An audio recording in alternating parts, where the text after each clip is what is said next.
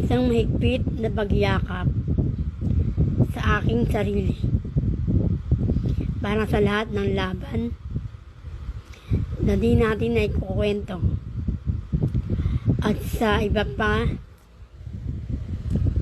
nating mga laban na hindi natin ay panalo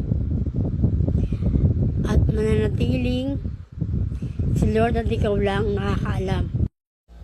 Hindi na ako iibig pang muli. Ayaw ko nang masaktang muli. Dahil masakit ang masaktan at maiwanan ng taong labis mong minahal. At pinaglaban ko ang pagmamahal ko sa kanya. At hindi niya yun nakita.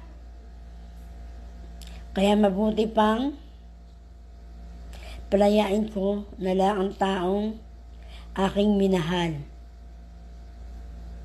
At maging masaya na lang ako para sa kanya. Ipagpatuloy